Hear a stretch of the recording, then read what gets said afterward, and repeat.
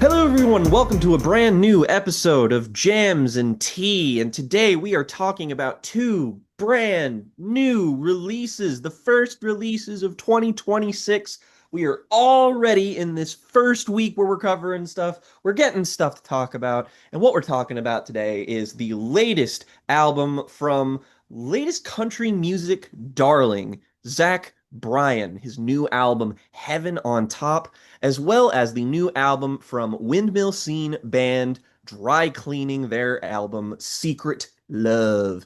So, we are going to start today by talking about Secret Love by Dry Cleaning, which are a band that we have mentioned a long time ago. I believe August talked about one of their records in like an introductory segment in one of the podcast episodes, just because we were really focused on covering bands in the British Windmill scene. For those who don't know, the Windmill scene is kind of host to a conglomerate of really up and coming and exciting sort of weird art student rock bands like Black Midi and Squid and, those guys basically. And Dry Cleaning have been sort of a B tier name from that scene, and thus have never really come across me just because I am notoriously a bit windmill scene averse occasionally, even though I did like that live album that Black Country New Road dropped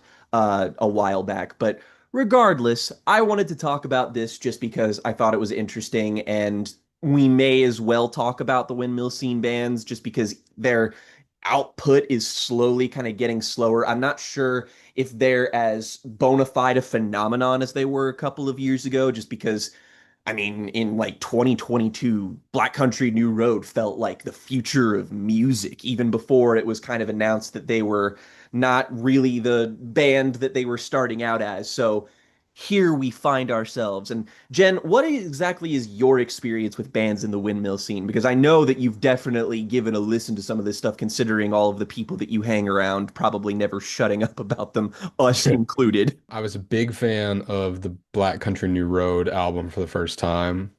That's been probably my favorite still of all the windmill scene output, even though that's an album I would firmly describe as like half of it I would call a masterpiece and half of it I could take or leave on the day. I kind of feel similarly about it. I would say the same thing.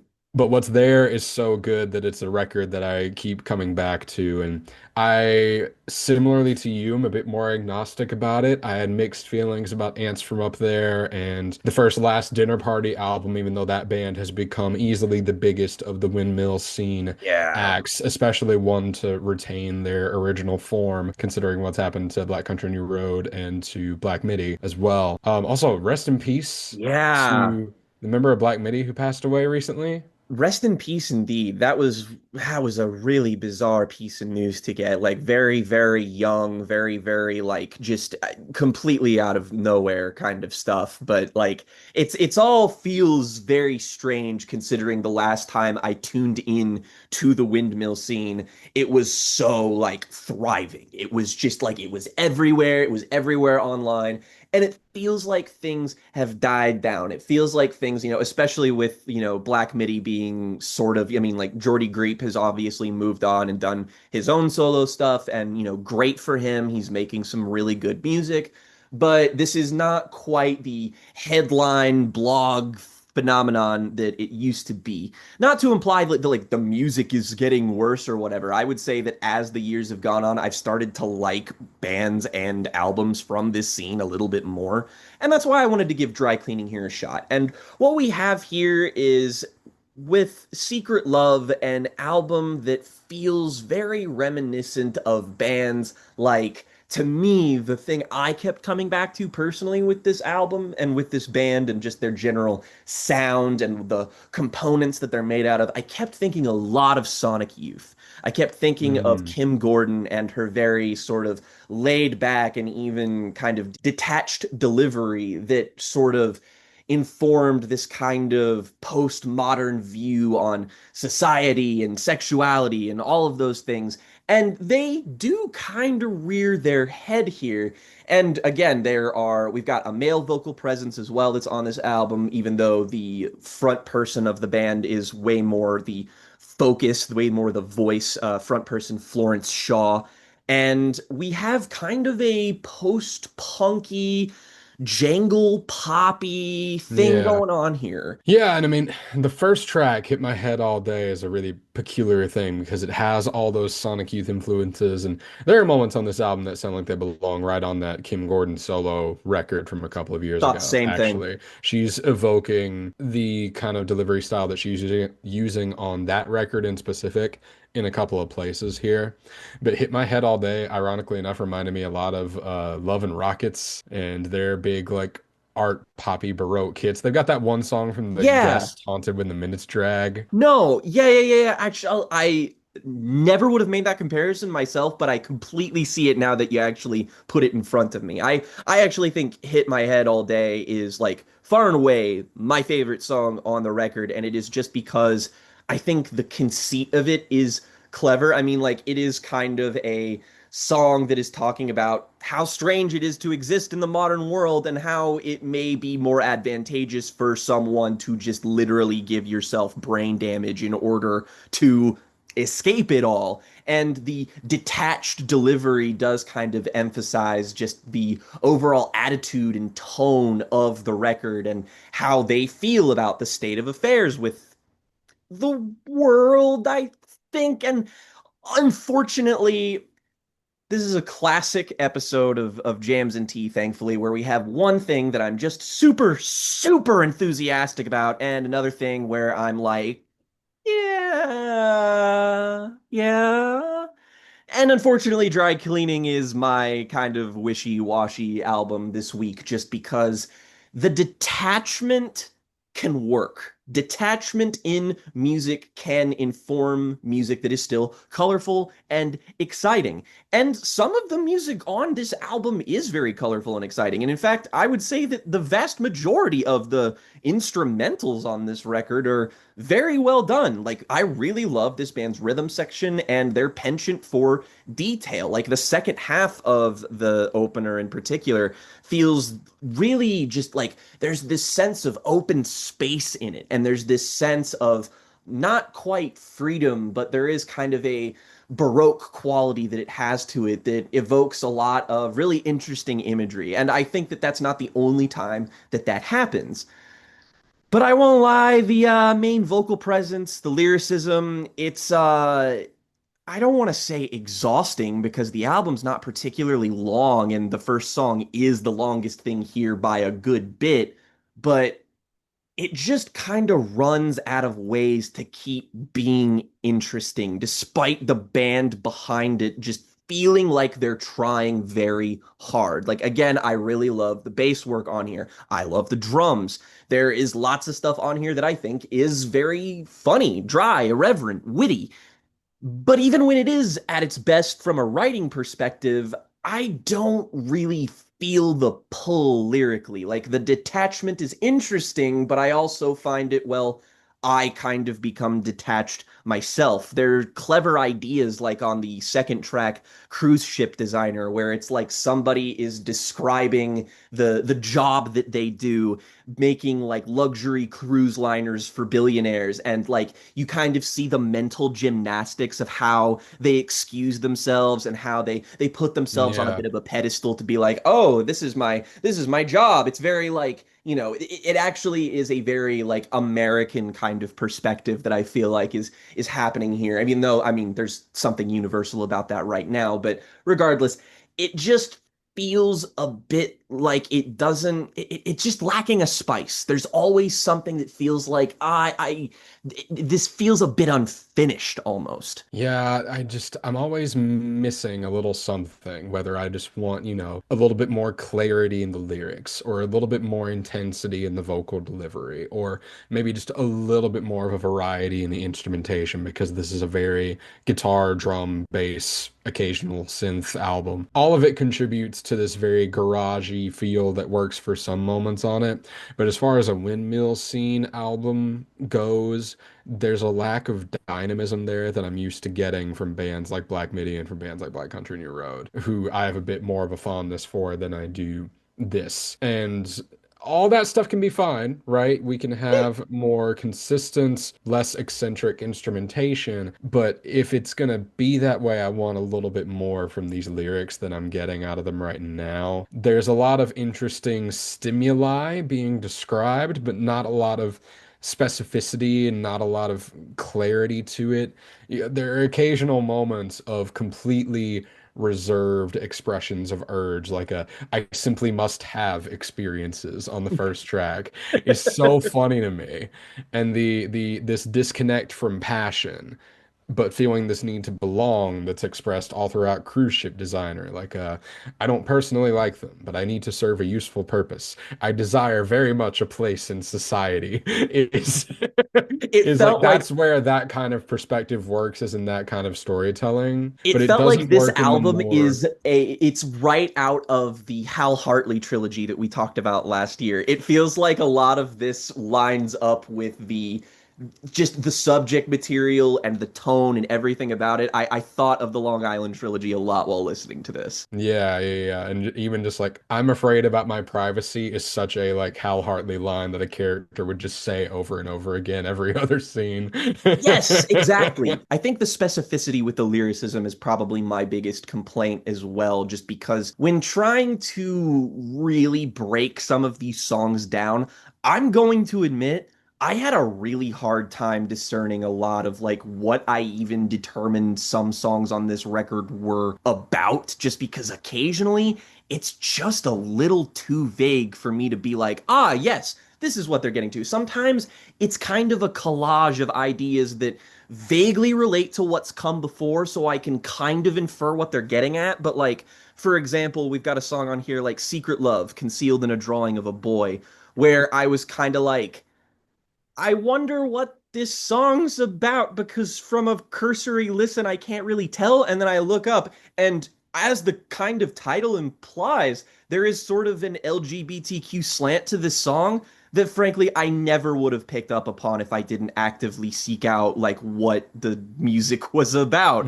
I just kind of took a look at it and was like, I mean, I guess there's a lot of like hidden repression within this song, and there's a lot of like there's ideas about things boiling to the surface but not ever really like coming through, but I don't feel any urgency. I don't feel a whole lot of, it's just it all kind of goes back to the fact that I can only really listen to so much music where it sounds like the people making it aren't super interested in their own music. And I realize that's not the case, but it feels like everybody here is just kind of like, yeah, yeah. And I'm like, okay, yeah, I guess. But it's, There's just so much like mellow guitar playing on this album. yeah. And it's not always super like, again, the instrumentation's consistently solid, but I wouldn't say that a lot of the guitar work is, again, it's not super compelling in and of itself. We're not having a lot of showcases of stuff that I would be like, oh, this is texturally really interesting, or this is adding a really specific sort of structural change to this song that I think is fascinating. There are points where, I mean, like, there's songs on here like Evil, Evil Idiot, which, I mean, this song's very funny, but I'm not even sure if it's for the reasons that it's trying to be funny, you I know? like the strange, like, what's the poem with the plums in the refrigerator? There's a moment on this that reminds me of that, where there's this kind of frustrated concern at the idea that the romantic partner is going to heat up their leftovers in the plastic container and get poisoned by microplastics. And that kind of stuff is what I want more of on this, that those strange little specificities and things like that. I think this band could be really interesting if they decide to just kind of push themselves a little bit further, make their song like everything does kind of feel a bit half measury. Like if you really committed to making the textures on this album sound a little bit more colorful, a little bit more lively, or if you really started attacking, maybe get a little conceptual with it so you have kind of a North Star to be able to drive your lyricism. But as is, it just feels very vague. It's an album that, like, after its first couple of tracks, it gets a little interminable. Like its second half becomes it very much blurred together for me in a way that the other album we're going to be talking about this week really, really doesn't. And that made it a little bit harder to be able to just kind of lock in and kind of get into this. It's something that I can like I've read sort of reviews about this, and there are people who are like, "Oh, this fucking artsy British crap, all this postmodern stuff. What happened to the real rock bands?" And it's like, I don't know, go listen to Wednesday and MJ Lenderman. Fucking like you have like your pick of whatever you want right now. And then there's also the people that are just like, yeah, this is kind of about detachment. It's about irony. It's going to seem boring to a lot of people. And unfortunately, I think we may have just gotten filtered on this. I know that these guys have a big following here, but this is not going to win me over and convert me to team dry cleaning, unfortunately. But like, happy for y'all. I like truly like the windmill scene is at the end of the day an interesting conglomerate of influences, and dry cleaning sticking more to the post-punk, like way more to the post-punk, like less Talking Heads post-punk, and again more like Sonic Youth derivative stuff. But like Sonic Youth have this lively sort of eccentric, just weird energy coming from them, and coupled with the fact that they're a noisy, hectic kind of like just beat you over the head hardcore New York revival band. And these guys feel very scaled back, very, very muted. So if that sounds interesting to you, this may be something for you. I completely see the appeal. However, my post-punk, I like it a little bit. I like the BPM to be a little bit higher, shall we say. Yeah, I'm with you on a lot of this. I see the potential in this band. Like, I can tell they have a lot of talent. I can tell they have a lot of passion for this. But there's a lot of this that just kind of failed to make me want to latch on and look closer at what they might be attempting to do here.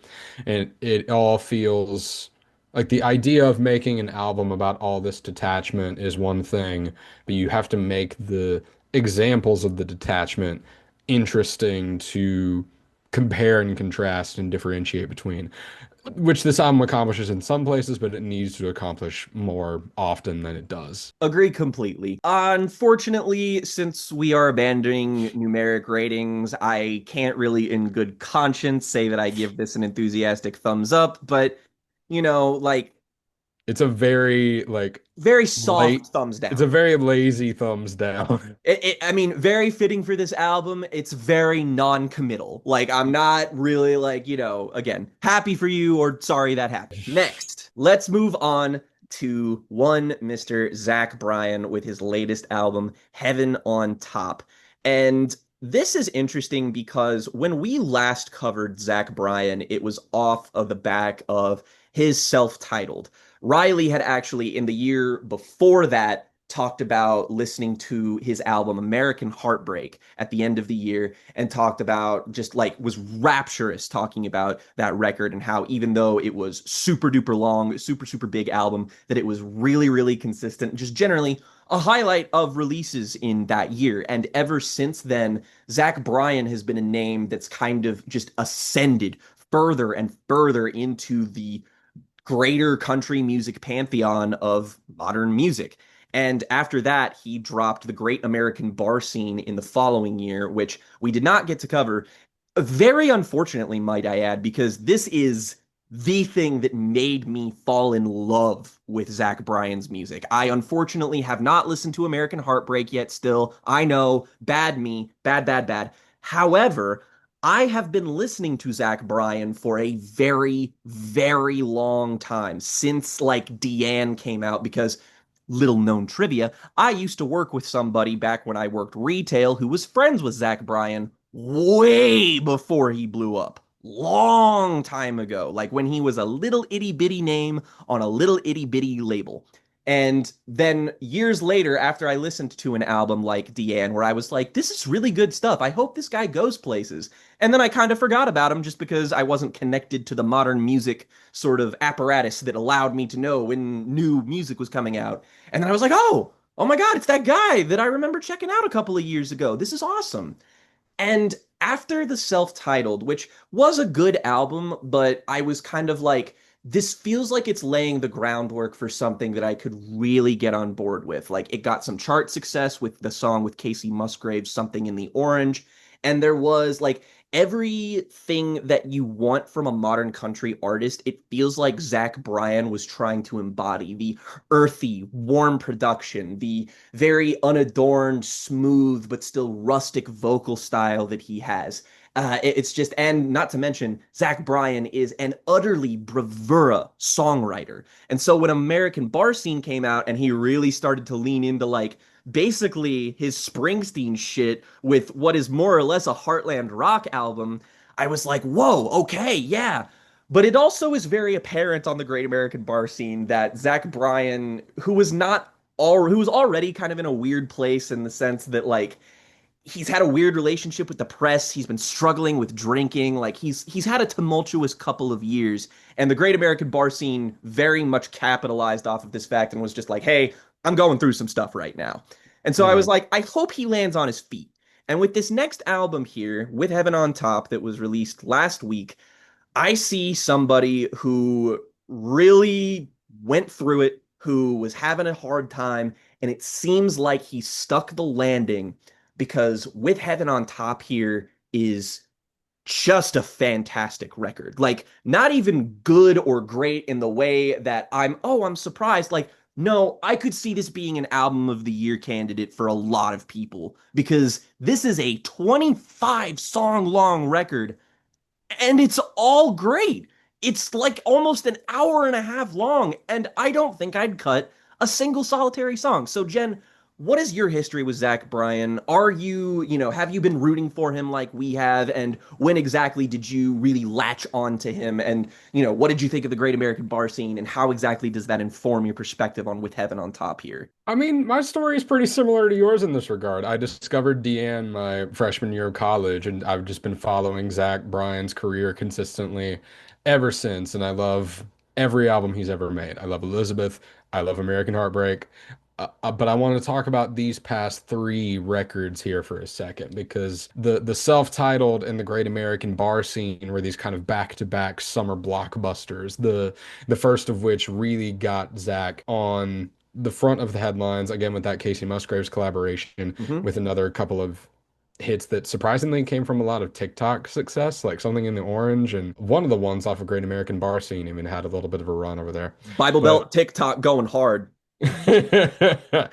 but then yeah, there was a little bit of stories in the press about somebody that he was dating whose last name is apparently Chicken Fry and the DUI that he got in, and so I really thought he was about to get in some like Morgan Wallen level I was trouble very there. worried that they were about to go down the same route just because the thing that I heard both of these artists compared to is that a lot of people were drawing Jason Isbell comparisons to both Morgan Wallen and Zach Bryan, both because they like covered him very early on and because, I mean, you take away the effects in Morgan Wallen's voice. Both of these guys have seen voices that very much sound like Jason Isbell. Whoa, especially on this album. Wow, does Zach Bryan sound a lot like Jason on this record? Yeah, Not a bad thing for the record. Zach's channeling a lot of Isabel on this, but these three albums kind of have a similar kinship to them. There's a lot of aesthetic choices that got brought in on the self-titled that's been kind of carried through to this more so than the Great American Bar Scene, because you'll get the occasional like, horn line or string section, and it's sequenced a lot closer to how the self-titled organized itself than the Great American Bar Scene did. And so I thought it was interesting to kind of try to do both, where you make the big January release, because this album came as kind of a surprise. It was initially believed it was going to be an EP because he was posting about it pretty ambiguously as to what it was actually going to be. And there were no singles to this, just a song that got leaked a little bit in advance. And so the whole album has just been dropped all at once for the fans to listen to. And it was basically a surprise that it would be a full-length album, much less one that is longer than the previous two. Not quite as long as American Heartbreak, but the longest thing he's made in quite a bit. Hmm. But I think it was all worth it. And I wonder if this kind of came together from the process of like getting back on his feet and having a lot of potential room on the cutting room floor and maybe wanting to make something tighter, but then just Yeah. eventually changing your mind and deciding to throw it all in there and make something larger, make something a little bit more ambitious, make something that goes in a few more directions than just a coming back from sobriety, simple narrative concept album could have done. And so there's a lot of different topics on this, but I want to start with the thing that I love about Zach, which is that kind of every album of his has that one moment where he dedicates himself to being this kind of eternal troubadour.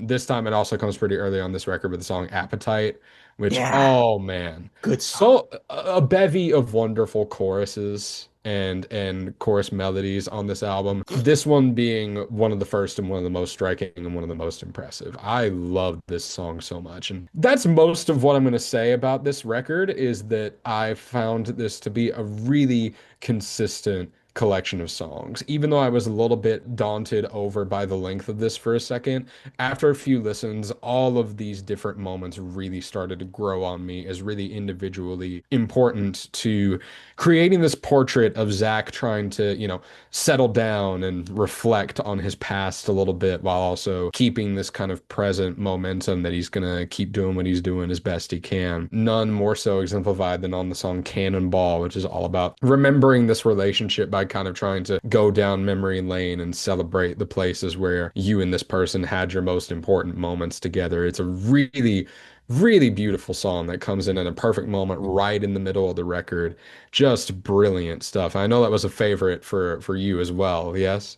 Yeah, this one was like this hit me like a sledgehammer. This was one of those songs that it hit me and I was like I was taken back right to 2017 when I first picked up Isbell's Southeastern and I heard Elephant for the first time. And I was like, "Oh my God, I didn't know music like this could move me like this." And this song, which I believe is mostly in reference to Zach Bryan and the relationship that he had with his mother. And within this song, the cannonball being a kind of metaphor for the addiction and issues that she suffered with, that she had to carry with her, that now that she is gone, he is now finding himself with. And he just talks of it's just him talking about living with this person, being with this person for a long time, seeing what it was like to experience that. And it's just like you get this really interesting portrait of this person who Zach admires and respects and loves, and who is kind of an outlaw, who is kind of a somebody who doesn't really play by the rules and someone who kind of follows the beat of their own drum. And that's what you can tell, that's what he really respects about her and about like just what this relationship means to him and the way that he just describes everything and the ultimate crescendo that this song builds to at the very end, where it's just there's really great imagery about just sort of sitting on the beach with like watching the cannonballs. And like it's a very strange song, like it's a very odd metaphor, it's a very strange series of images, but it all coheres together in a way that does make a lot of emotional sense. And that's more or less the modus operandi for like the whole album, is that I like once I saw the runtime of the record, I had that kind of lingering, creeping fear of like basically the fear that I had when you told me to listen to that fucking Morgan Wallen album, and I was like, and I was like, I have way more faith in Zach, obviously, but the country music scene being what it is, like people like him are encouraged to, not necessarily sell out, but to make themselves a slave to format like Morgan did on that last record. And as an album that's really not that far away from it in terms of length and even unwieldy structure, it's like I could only just think about like this is how you do this. Every single way in which that Morgan Wallen album failed, this album succeeds. Because, first of all, there are just great songs just fall out of Zach Bryan. He is, above all else, he is a troubadour. He is a songwriter. He is somebody who feels like that's, I mean, how else do you come out with an album as long as American Heartbreak and still have albums worth of songs in the ensuing years that are longer records without feeling like they're just a bunch of fluffy bullshit? All of these songs are like exactly as long as they need to be too. If a song is only going to be 2 minutes and 10 seconds, it ends exactly where you feel like it should. Zach does not arbitrarily, let himself be, again, a slave to song structure. He just goes, follows his North Star, and when something stops being interesting or he needs to segue into another song, he's going to let it happen. He is somebody who cares about the album format, which is, again, it's increasingly becoming a lost art, but we really, really appreciate people who still hold on to stuff like that. And this is such a well-paced album. Again, it does the complete opposite of the Morgan Wallen album, where it varies up the subject material all the time. The tempo of these songs, like the energy levels of them, it goes back and forth constantly. You're never in one mode for too long. He will switch it up and immediately do something different. And man, one thing I love about Zach Bryan and that I really wanted him to capitalize on the self-titled, where I was just kind of like, I hope he takes this and pushes it further, is the fact that Zach Bryan, at the end of the day, feels like he really loves indie rock. And the reason I say that is because when I'm listening to the instrumentals on this record, do you know who I was most reminded of? I was most reminded of 2000s era Sufjan Stevens. String, Oof.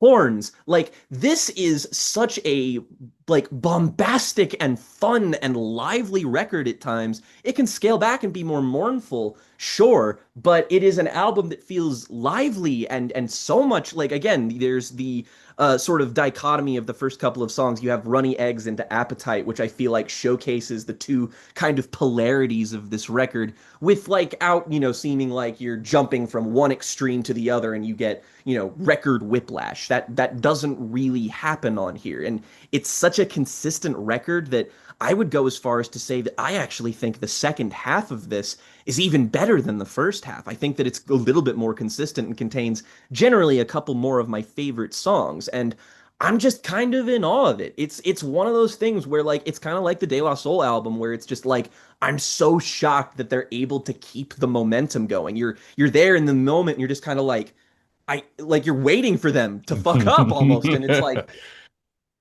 wow, they didn't. My God. It's and similar to the De La Soul album as well. There are multiple points that I would just describe this album as warm and as Yes. bright, like Oh. South and Pine. What's the other one? Santa Fe. Both incredibly warm, inviting moments of big, raucous country music. The closest thing that this album got to a single, though, was Bad News, which I want to talk Another about this very one. heavy song.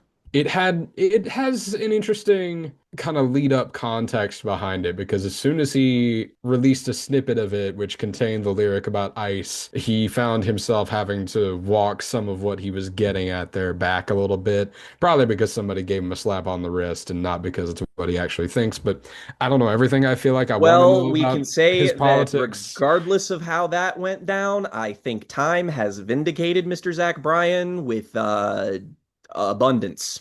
I mean, this album released on the day Fuck, it did. Holy shit. or like 2 days after.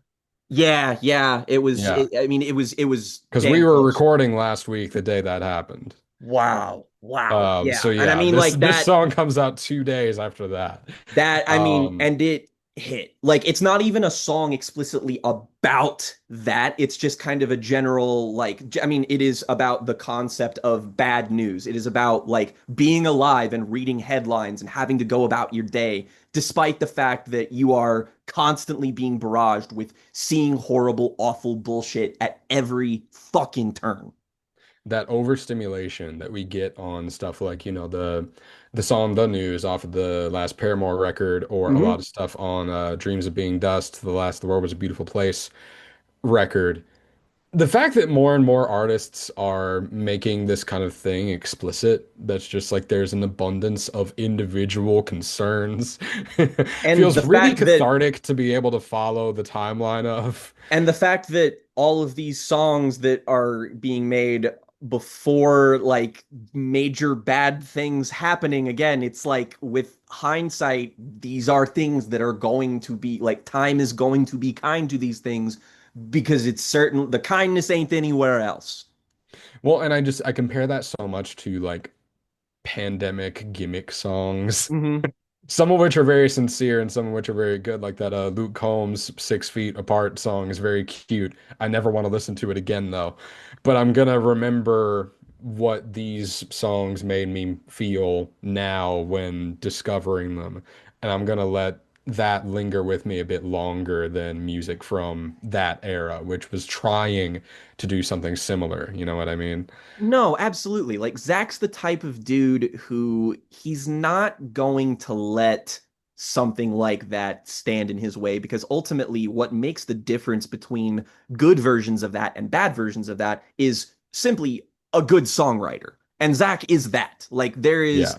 that like regardless of how like reality informs or doesn't inform this record, there is a universality to all of it that I feel like is very strong. There's a sense of wayward sort of lostness that's in this album. Like Zach is somebody who feels like he never stops moving. He's somebody who feels like he doesn't really feel like he belongs anywhere. And like that's something that he remarks upon multiple times, talking about how basically he, was in the military and, had service and then came back. And then like he's somebody who really feels like he got a reality check, a hard reality check, very early on in his life, and is still kind of reeling from all of it. And somehow he's able to rise to the top of the industry while not compromising himself. Like he is 100% proof that you don't have to be Morgan Wallen. You don't have to be Drake. Like you can be yourself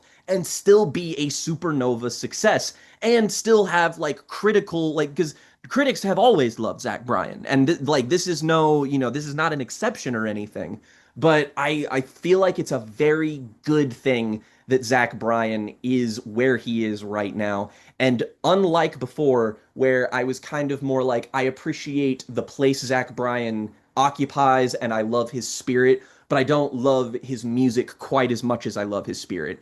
After the Great American Bar Scene in this, I love his music as much as I love his spirit. Like he is now, in my opinion, now that it's not just one album that I think is super great, now that he's got multiple things under his belt, yeah, I can consider confidently that Zach Bryan deserves to be in the upper echelon of modern country music alongside people like Chris Stapleton, who are carrying along the torch of being really, really critically successful and really, really financially successful. Like, I kept listening to this and thinking, like, man, I wonder if we had a modern version of the Highwaymen, I bet Zach Bryan would be in it. Like I bet it would be, Oh at least yeah. if I was constructing a modern Highwayman, I would want Zach Bryan, I would want Sturgill Simpson, I would want Jason Isbell, and I would want Rustin Kelly.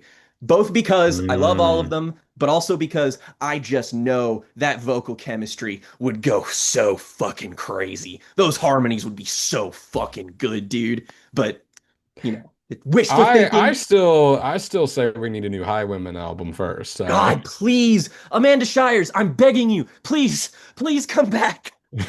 We miss you. It's, I But mean, it's no. it's in the air, and country music feels like it needs to reorient itself just because it had that really successful year in 2023.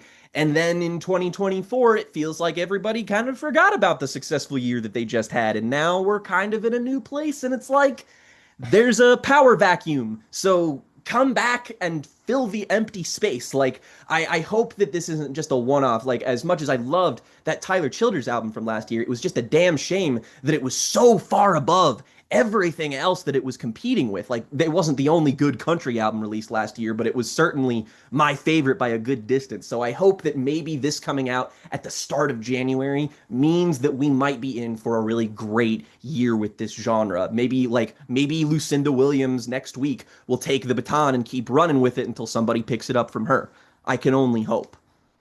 Yeah, no, I love this. As somebody who has been a follower and a lover of pretty much everything Zach has ever made, this is just more great music that fits really well into where he is right now as an artist and where country music is right now, or at least where I think it needs to be going. So I mean, like I can't say enough good things about this album. I can't recommend it well enough. Like don't let the length intimidate you because this is an album that knows how to pace itself. Even if you end up being super mixed on this, you're going to have a grab bag of like 5 to 7 songs that are absolutely excellent and that you should probably keep coming back to see if they grow on you, frankly.